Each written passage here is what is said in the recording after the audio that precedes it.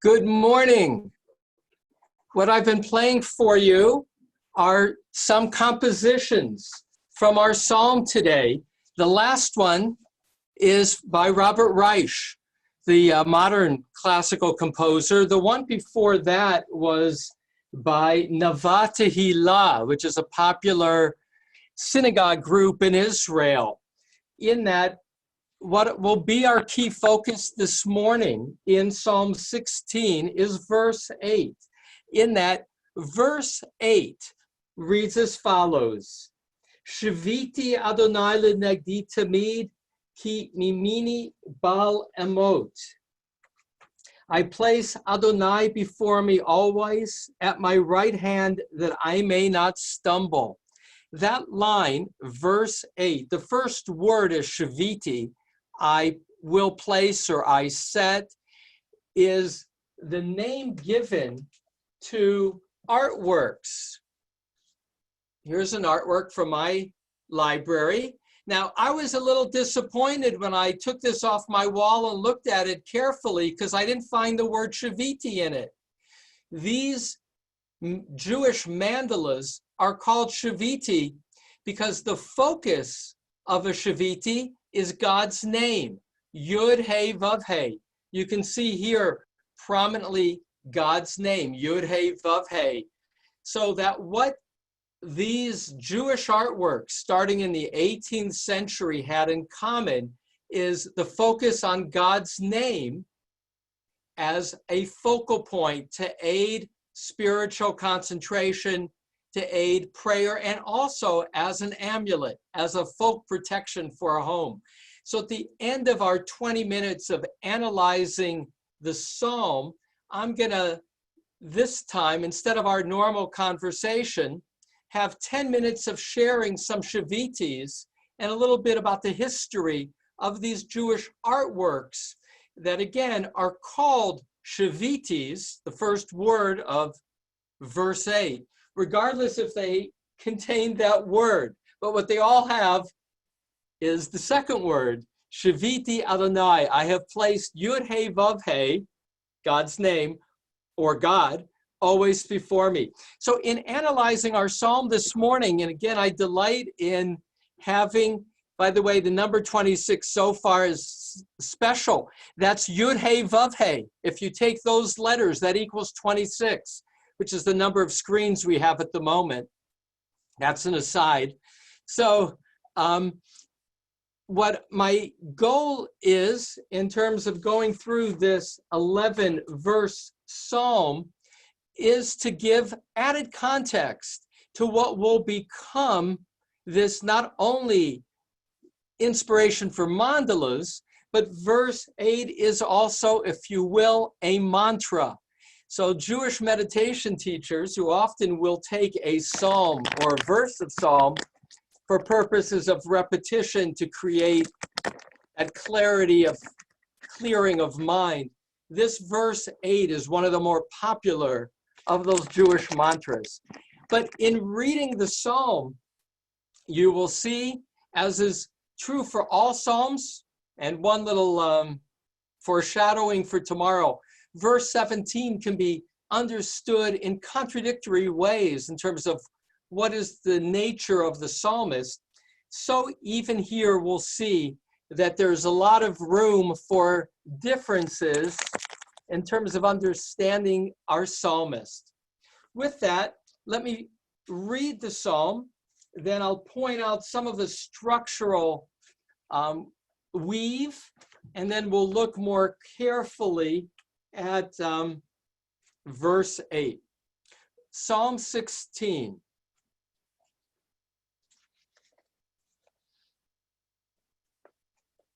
Reads as follows. Michtam of David, guard me, El, for I shelter in you. I said to Adonai, my master you are, for I have no good without you. As for the holy that are in the land and the mighty, whom are all my desire, let their sufferings multiply, they who rushed after another. I will not pour their drink offerings of blood, nor bear their names upon my lips. Adonai is my allotted portion and my cup. You sustain my fate. An inheritance fell to me pleasantly. Indeed, my heritage is beautiful to me. I will bless Adonai, who counsels me even in the nights when my conscience chastised me. I place Adonai before me always, at my right hand, that I may not stumble. Therefore, my heart is happy and my glorious soul rejoices. Even my flesh abides securely. For you will never abandon my soul to Sheol, nor will you allow your devoted one to see Shachat. You make known to me the paths of life, overflowing with joy before your presence. Delights are in your right hand, enduringly. As I read it out loud in this moment, what I am feeling is this quality of joy that the psalm ends with. And in that regard, you can see with verse 8 that by placing the Lord always before one, there's the promise of a life lived in joy. At the same time, where the rabbis will differ in how they understand this psalm. Let me first point out to you poetically its structure. Verse 1 is a request. We don't know what the word michtam is. Some say it's a musical composition. Others say it's an instrument. Others say it means with purity or like gold. Martin Cohen calls it a Psalm of Gold of David. Guard me, El. Now, El is used occasionally. It's a generic name for God. It's also what the Canaanites called God, El, in the same time as the Israelites. So guard me, El, for I shelter in you. Opening with the word El creates a certain tension. Who is the God that the psalmist yearns for protection? Who is this El? And then it immediately shifts to, I said to Adonai. Structurally, verses 2 and 4, 2 to 4 are often understood as a unit, describing the rejection of others who are disloyal to God. Verses 5 to 8, the next verses, next 4, are thanksgiving for God as his portion. And then 9 to 11 are rejoicing. So there's a movement. There's a sense of, God, you saw how loyal I am.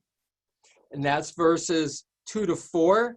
I'm grateful for what you have given me, and having you before me gives me joy. That seems to be the arc. And yet, let me share some of the ambiguity. Verse 3,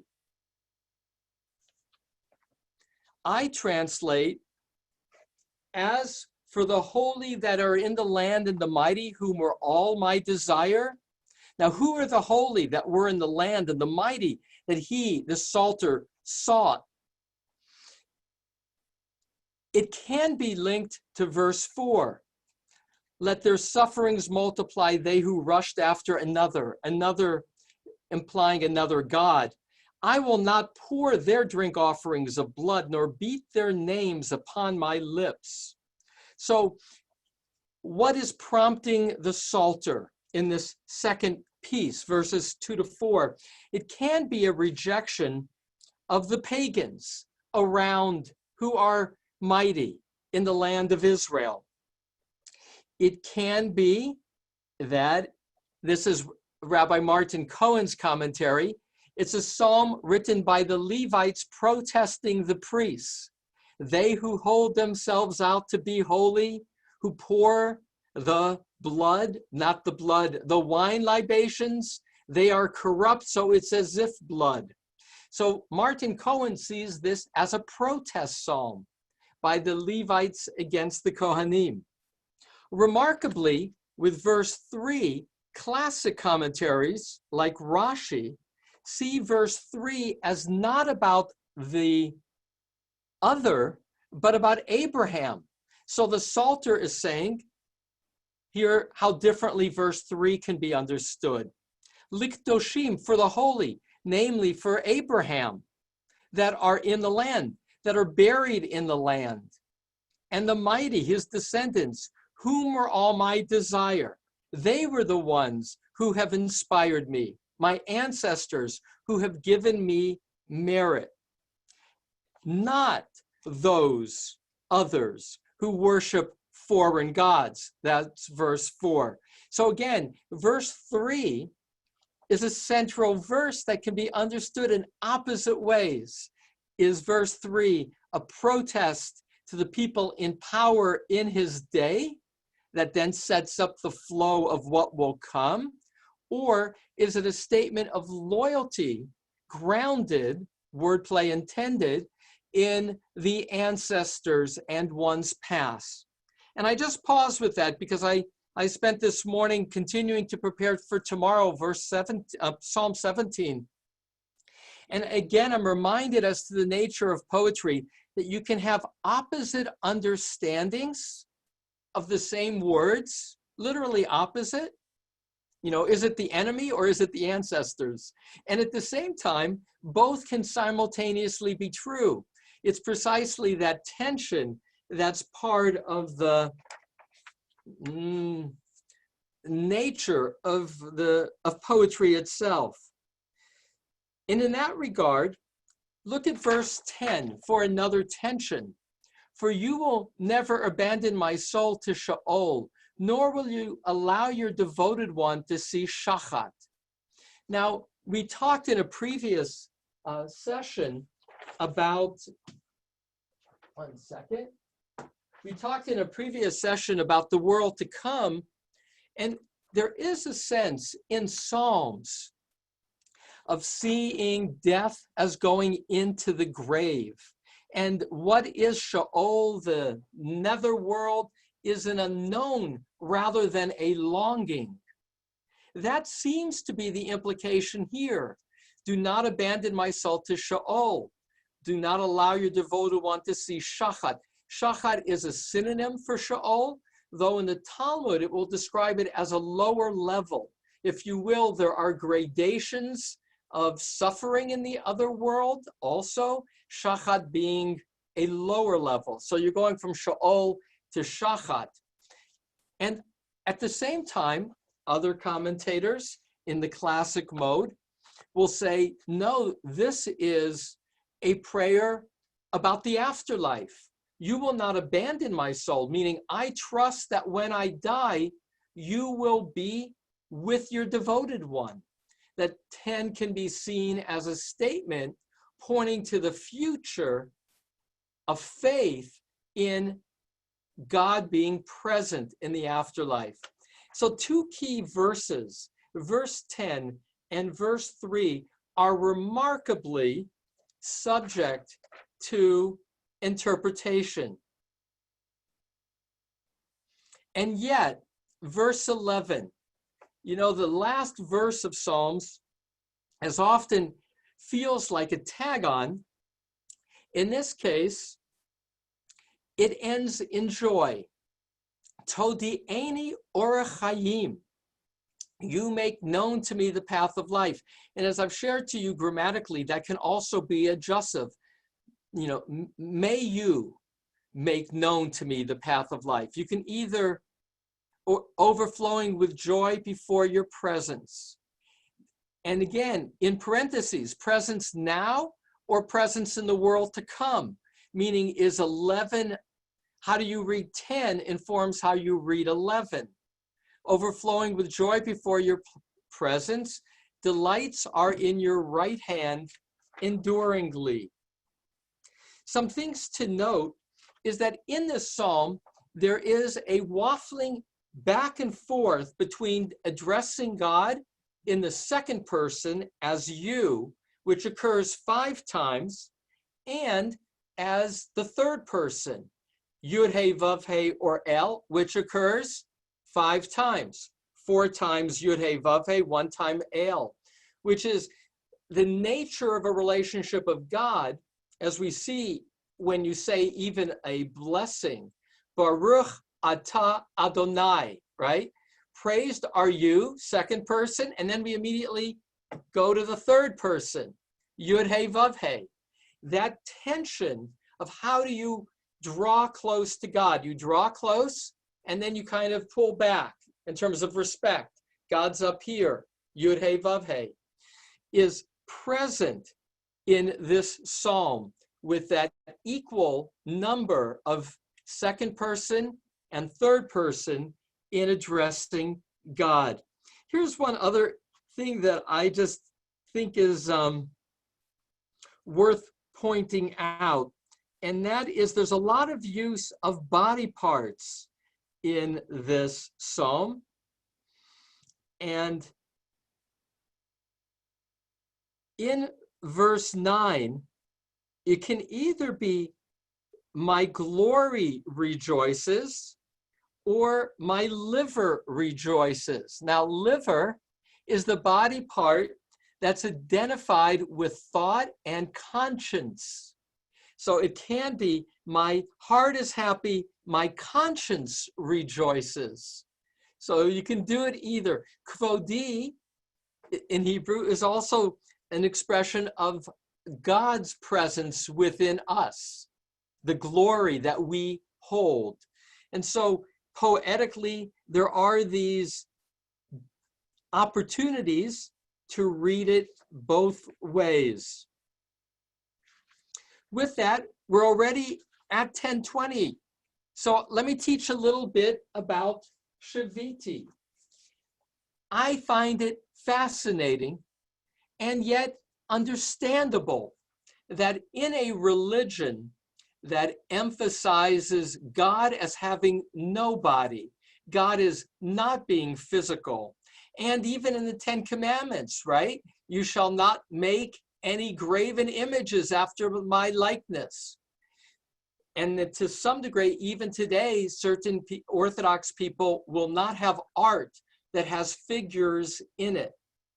Nonetheless, beginning in the 18th century, which is relatively late in terms of a 2,000-year-old, 3,000, these psalms can be as old as 3,000 years old, if you go back to counting them from the time of David. So relatively short time, the last 200 years or so, there has been a flowering of Jewish art that's called Shiviti. That first word in verse 8. And in Encyclopedia Judaica, as one example, there are many examples of Shiviti. So I have Eric's going to put up some of those. And I'm going to just talk a little, like here, the top one that you're looking at will have, see on top here is Shiviti, Adonai lenegdi tamid. It's the first half, by the way, of that expression. Shiviti, I have always placed Yud He Vav He opposite me. Here, a little comment on Shiviti, because it's too satisfying, and I don't want in this rush of time to overlook with what does Shiviti mean. The Baal Shem Tov, the great initiator of folk mysticism, of Chassidut, 1700 to 1760, which I think is part of the reason for the flowering of Shiviti. He said, what does Shiviti mean? It means equal. How's that? Shaveh, Hebrew for equal. He says it means equanimity. When one accepts good and accepts bad as God's will, and therefore has a state of equanimity, that is when God is before one. So it's the reward, or it's simultaneously the aspiration that we should be of equanimity. Samson Raphael Hirsch will take that first word, Shiviti, and he'll say it's shaveh, same word, to level, but it means to level so there are no obstructions, to level the field. So when you look, you can see clearly. And that's, may it be Shiviti. May it all be level so that Yud He Vav He is always before me. May I have the experience. And then the second part of the verse, Ki mimini balamot, at my right hand that I may not stumble. And Rambam, the great Jewish philosopher, will comment that just like your right hand is your strength, if you're a right-handed person, and is ever part of your body, so God is your strength and is always with you. And that's the second half of that phrase.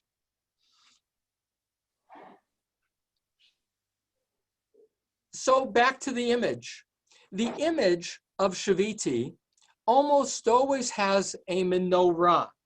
That's the 7-branched lamp that was contained in the Mikdash and later in the temple. The temple, or the Mikdash, is a symbol of being close to God.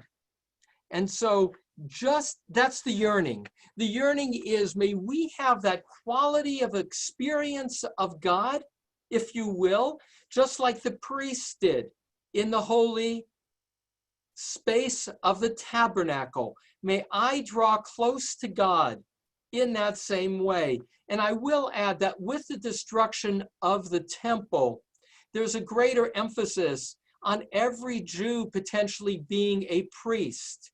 In the reciting of the Amidah prayer, that's when 3 times a day an offering would be brought.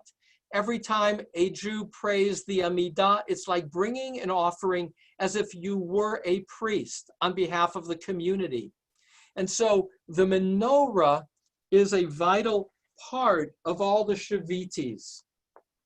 The 2 Shivitis that you have, the one on top is from North Africa in the 18th century, Morocco, which by the way is where the Khamsa also initiated, and Khamsa was used as an amulet, and this too was also used as an amulet. Underneath it from Morocco, 19th century. Put up another one, please, Eric.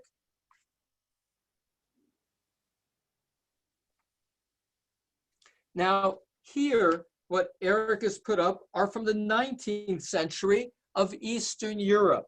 This one on top has a lot of Talmudic passages related to the patriarchs.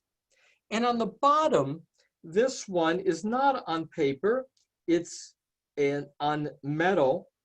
And that would have been put in front of the reader's stand when the person leading the prayers prayed. And I have seen it so commonly in Orthodox synagogues in Israel. In most Orthodox synagogues I have been to in Israel, in front of the prayer's position is such a Shiviti that it very quickly became widespread, meaning it only began in the 18th century. By the 19th century, that's when it really flowered in Eastern Europe and around the Jewish world as a focal point to inspire prayer. All right, another one, Eric. So here you can see how colorful they are. The one on the bottom is a paper cut, which is a popular form of Jewish folk art. That's Galicia, Poland, in, again, the 19th century, not so far from where the Baal Shem Tov taught and preached. And above it is from Iran, also of the 19th century. It contains the names of Adam and Eve, the patriarchs and matriarchs, sages buried in Eretz Yisrael. So you can see on these how they become much more elaborate in terms of color as art, but no human figures as such. In that regard, this is Jewish folk art, Shiviti, from our reading. And one last one that I have from Encyclopedia Judaica, Eric. Did I send you any more? Or is that what I sent you? I guess that's what I sent you. So in that regard, let me pull that together. Rashi, the classic biblical commentator, says regarding verse 8, I place Adonai before me always, at my right hand, that I may not stumble. And that is, who is the one that I may not stumble? It can be understood one other way. I place Adonai before me always at my right hand, that never stumbles. For Rashi, it's God who never stumbles. So God remains firm. When I have God at my right hand, I'm secure too.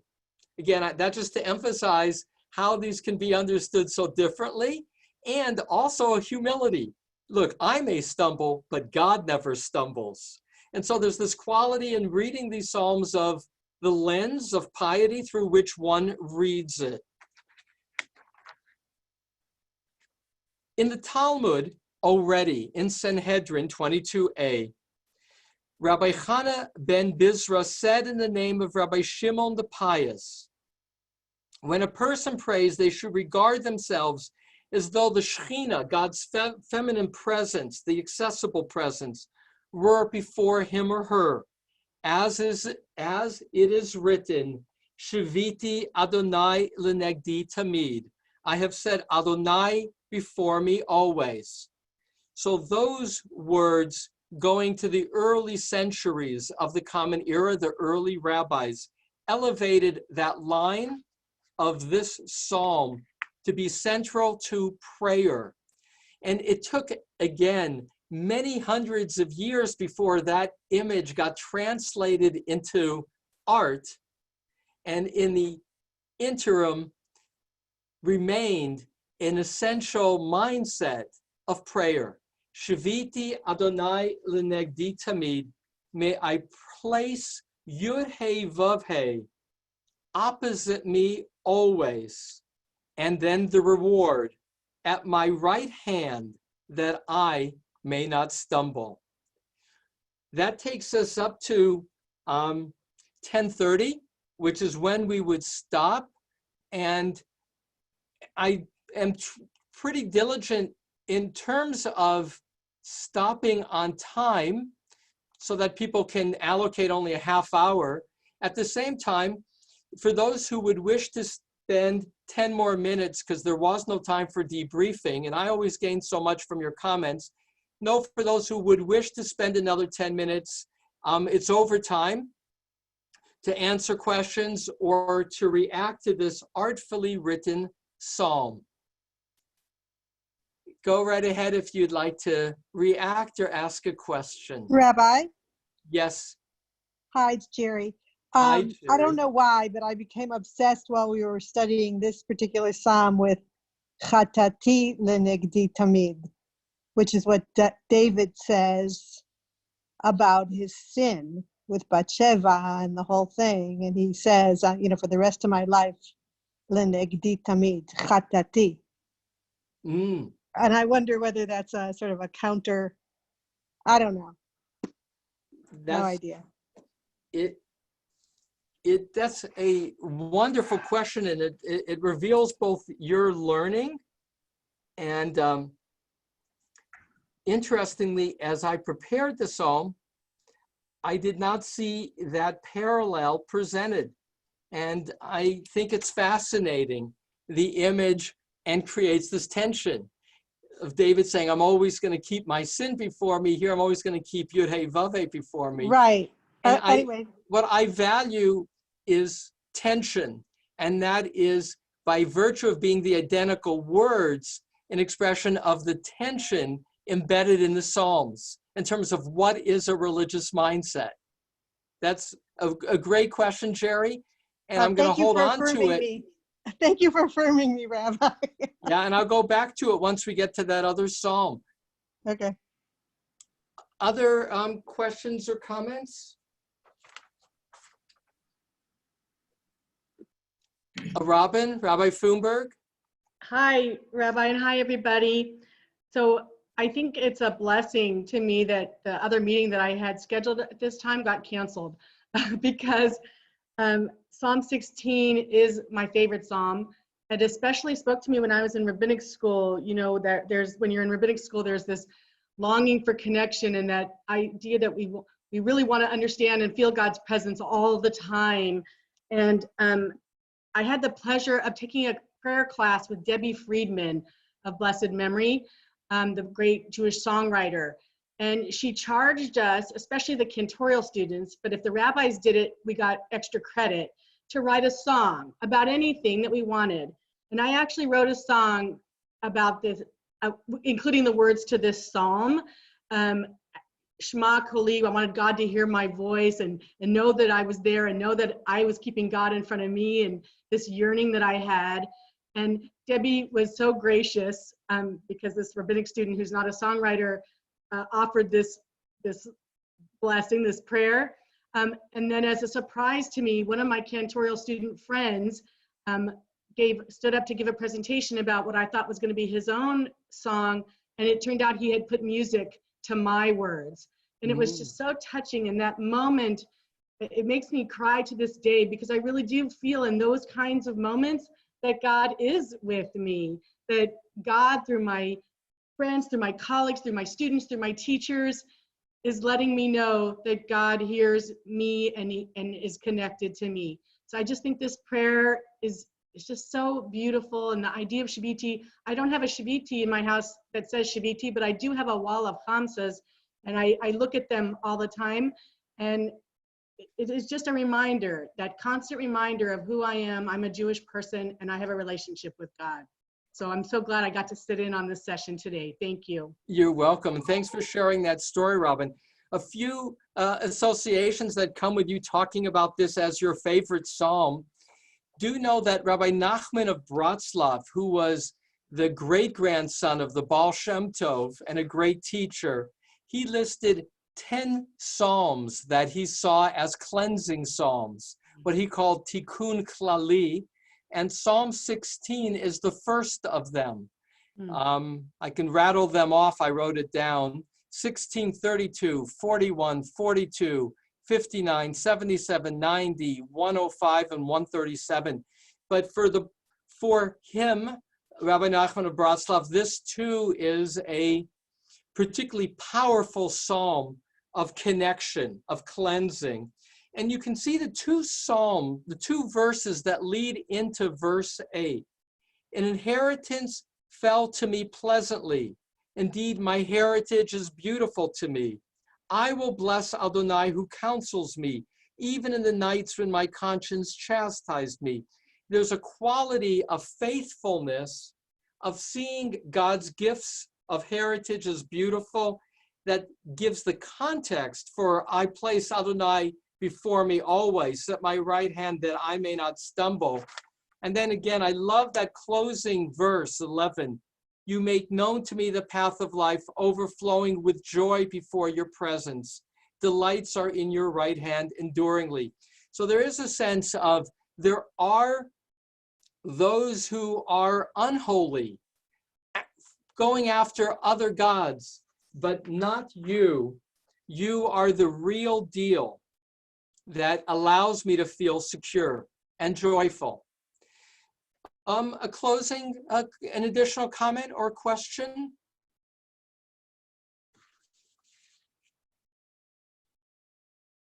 Thank you, Rabbi. Such You're a good welcome. So let me class. add some closing comments then. I entitled this Shiviti, Always Before Me. Benjamin Siegel, who's an important writer on Psalms, who I often use to prepare, entitled this psalm, The Totally Committed, which is how he experiences the psalmist in this case. In contrast, the Psalm 17 that follows, Benjamin Siegel, for instance, will read that psalm as a psalm even of hubris, of being overly confident. Others read it the opposite, much more even than this psalm. And I showed you how that one verse 3, could be understood in contradictory ways, either referring to ancestors that give us grace before God, or refer to the so-called holy, meaning the either corrupt priests or the pagans in our midst. So tomorrow, Psalm 17 can be read in very different ways, either pietistically or as a statement of a quality of confidence before God. So I look forward to sharing Psalm 17 with you. Do we have anybody today who needs to say Kaddish? So with nobody waving or stepping forward, I thank you for joining today. Have a good day. 5 o'clock this evening, I will be interviewing my son, John Spitz, who's an emergency room doctor at Mount Sinai in New York. You can find the Zoom link on our website. Thank you for enabling me to start my day in Psalms with you. Be well.